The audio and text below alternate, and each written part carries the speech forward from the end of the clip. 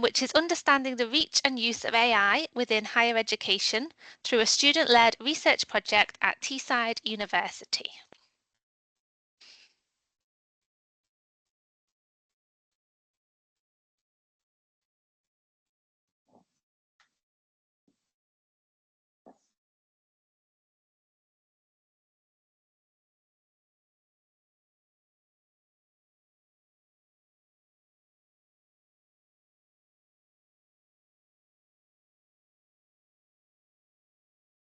Are we ready to go? Yes. Yep. Okay. Good afternoon. Hello, everyone, and welcome to the session examining the reach and use of AI within higher education through a student-led research project at Teesside Uni. We are Patricia Crozier and Fred Milton, Assistant Academic Librarians in the Learning, Skills and Development team in Student and Library Services of Teesside University. A little bit about us. Just a quick outline regarding Teesside. We have over 22,000 students on campus and 2,500 online learners. A busy and vibrant student community in the heart of Middlesbrough, where 4 in 10 of our students are international.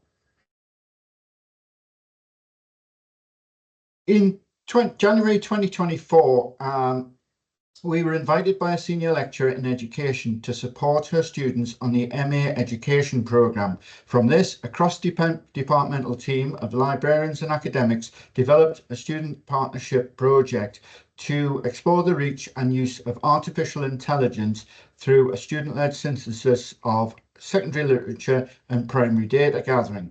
This paper explores the rationale, progress, outputs and reflection of this project, the motivation for which was to gain an understanding of students' use of and perceptions of AI, to provide placement opportunities for 3 postgraduates on an applied practice route, deliver preparatory work towards gradable components of the students' academic work and foundations for their dissertations, develop student, primary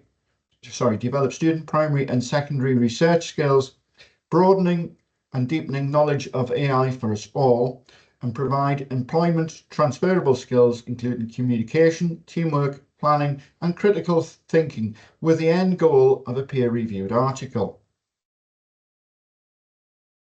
This venture also contributes to the ever-expanding canon of AI knowledge and responds to calls for continuing rigorous research into the field of AI within HE. The scope, understandings and impact of artificial intelligence within higher education, as Crompton and Burke have underlined, are expanding exponentially, leading to a surge of related academic articles. Indeed, a simple search using our own Discovery search portal of the terms artificial intelligence and higher education returns close on 250,000 articles, with student use and ethics particularly taxing researchers, as Chan and Hu and also Slimy and Carvalho have highlighted. Our AI project also joined the growing model for staff-student partnership working collaborations. These, as Nicola Ayal pointed out, are highly beneficial for both parties, developing soft skills, but also positively impacting the overall student experience, in particular engagement, learning outcomes and motivation, as well as staff pedagogical gains, such as learning more about the student learning trajectory to enhance teaching quality. However, whilst our project was indeed a staff-student partnership, our arrangement possibly better fitted a client consultation arrangement. Our students were tasked to complete set commissions as graded assignments with regular progress check-ins. Our student course of study involved an applied advanced practice module undertaken as part of a 2-year postgraduate course. The aim is to enable a student to gain additional experience to enhance their employability and academic learning. Integral to this placement was the student task to create an online resource exploring AI by students at Teesside. This was our library takeaway for our support for the project, a tangible benefit for us to then enhance future student learning and inform our existing AI student academic skills workshops. A further dimension to the project was that the 3 students taking part were from West Africa. We're excited to work with this cohort as we hope they will bring fresh perspectives of the global use of AI, particularly where IT use and availability might differ from our own expectations. This was not just a project restricted to those directly invested in it. AI expertise fed in from Teesside's digital learning developers who updated us on the different aspects of AI, latest developments in the field, and potential further investigative projects as shown on the slide. Our colleague also delivered Adobe Express animation training. This instruction was then sent on to our library colleagues for potential teaching resources. The training was also delivered to our student group with the expertise to produce presentation work for this project. Initial student goals were to undertake preparatory research via a critical literature review of AI in higher education, and then to use this to inform the design of their data collation survey. Project management was via a student staff MS Teams site, fortnightly progress meetings, and a RefWorks site of a shared project to share an AI bibliography input and shared by us all. So how exactly did this play out? Well, the very nature of this collaborative work with such a large student team meant this was a rather windy road. For us, this included tardy student communication, ethical clearance for the questionnaires that proved to be a far more complicated process than we all envisaged, with the lead-in time not factored in. And also full-on student work placements and study commitments meant the time for them was sometimes limited. But we got there in the end with multiple positive outcomes. Our team produced a literature review and an Adobe presentation with video embedded interviews and analysis of this oral testimony. Discovering the vast corpus of AI HE literature, a more focused literature critique spotlighted AI ethics, particularly the potentiality of algorithm bias in favour of specific groups, thus purposefully disadvantaging others, and concerns that the misuse of personal data, intellectual property rights, and responsible use by individuals. A key argument of this review was the responsible usage of AI was vital to prevent the technology from taking away from the educational experience rather than enhancing it, and that interpersonal relationships are the core of education, which contributes to learner and social and emotional development. AI may have many advantages for learners and educators in both knowledge, dissemination and administration, but is unlikely that it will ever supplement empathetic peer and tutor engagement and support.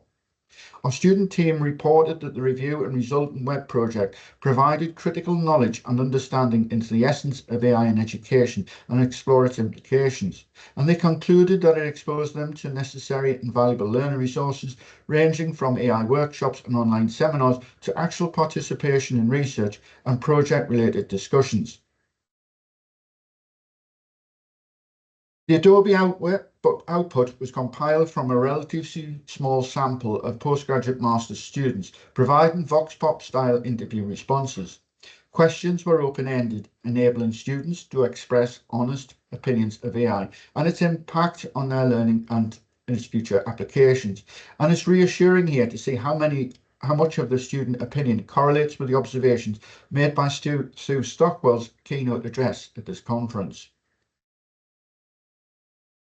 This was a valuable data collation exercise that provided an illuminating insight of the student awareness at AI awareness at Teesside. It was evident that among this relatively small student cohort, all were aware of AI and used it for some form of educational work, as it provided, as they said, instant responses. Students appreciated the more structured replies generated by AI, as this made interpretation and readability far easier. Various generative AI applications were name-checked, including ChatGPT, Google Gemini, Alexa, Snapchat AI, and Meta AI, thus emphasizing the growing familiarity of AI and readiness to utilize the widening field of generative AI tools that were then used for a broad range of tasks, whether it was voice-enabled systems such as Alexa for music and inquiries, for image or for video editing, interaction on social media or via blogs, or using ChatGPT for grammar checking. Whether AI could become as smart as humans in the future raised some interesting debates, with the conclusions that AI can do vast and complex tasks within a significant amount of time, with some opining that AI can be smarter than humans, although others believe that AI would only be as smart as the programmers inputting the codes. This was an interesting question, as only one respondent pointed to the distinction between AI and human intelligence, in that human intelligence encompasses a broad range of abilities, including common sense, creativity, and emotional intelligence, qualities of which were highlighted by the project literature review that then regarded these as irreplaceable. Our interviewees correlated with the published literature and expressed concerns about possible issues of bias and discrimination, although they did not elaborate on what this may entail. Additionally, all were concerned for the ethical implications of using AI, as its growth had been so rapid and pervasive, cautioning of AI use for assignment work and then its responsible application to guard against data mining and confidentiality breaches.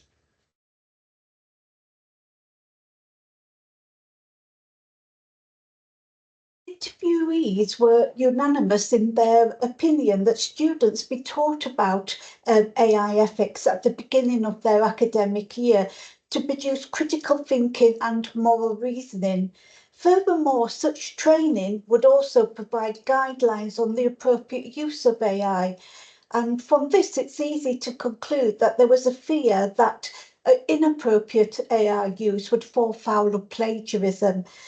It should be said here that we already deliver an AI academic skills workshop that Lisa outlined earlier on this morning, and that provides guidance on appropriate and ethical use of AI tools, but possibly we need better signposting of our sessions. Now, whether AI for assignments could be regarded as dishonest, notably provided some of the more cautious and caveat-laden responses, suggesting that there may well be more AI use than the students would admit to. Respondents stressed that AI was a tool that serves as a guide when doing assignments, and that AI should never be the only information gathering means, but its use also very much depended upon the direction set by the tutor.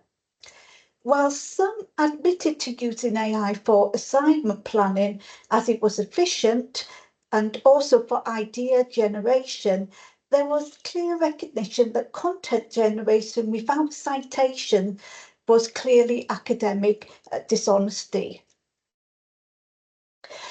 Respondents also agreed that AI enhanced both knowledge and learning, and with that, academic success.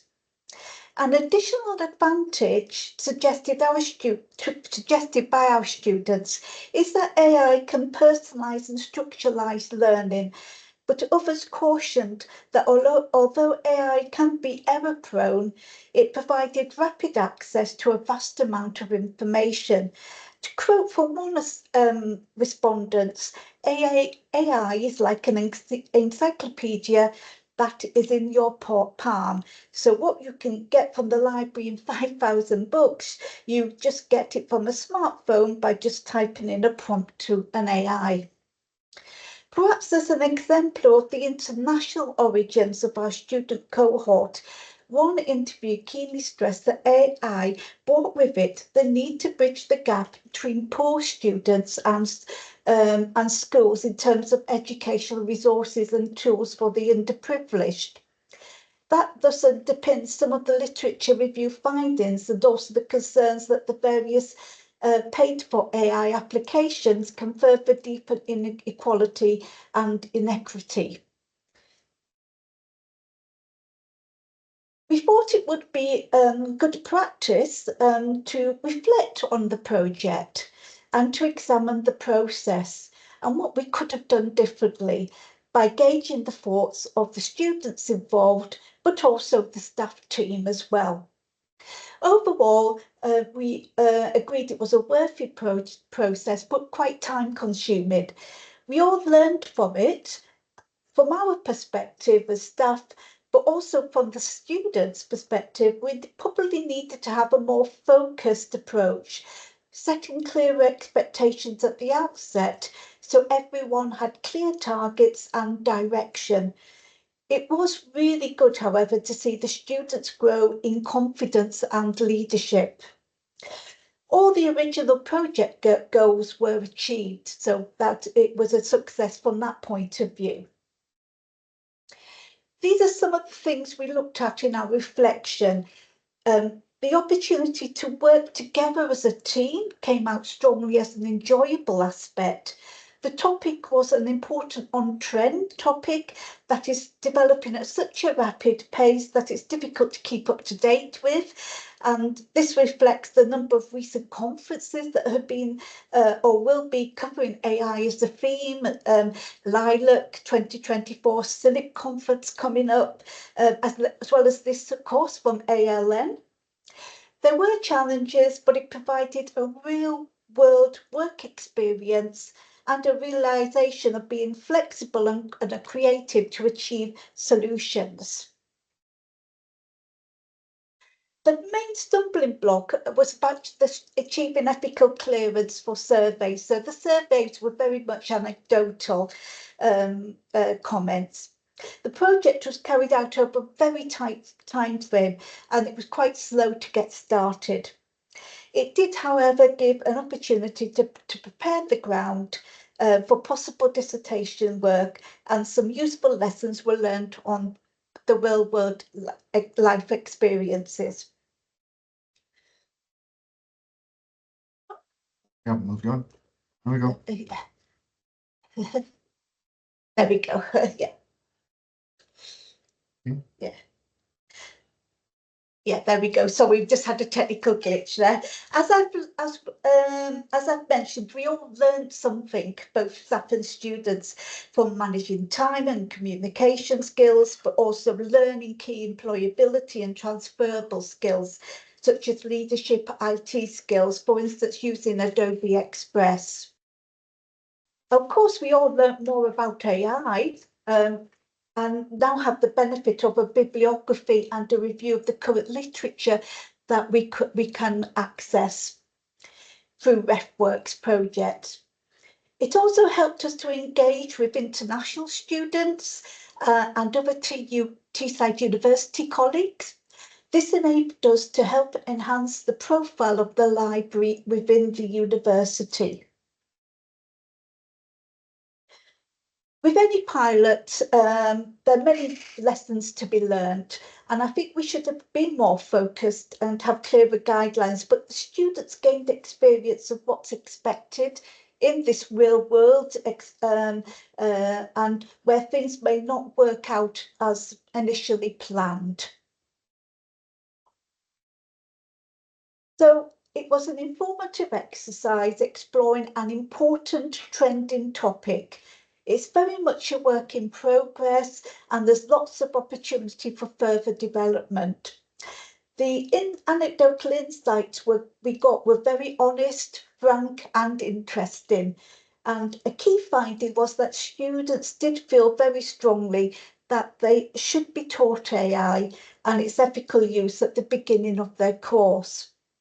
Another aspect that student interviews highlighted, especially for international students, was the element of the digital divide.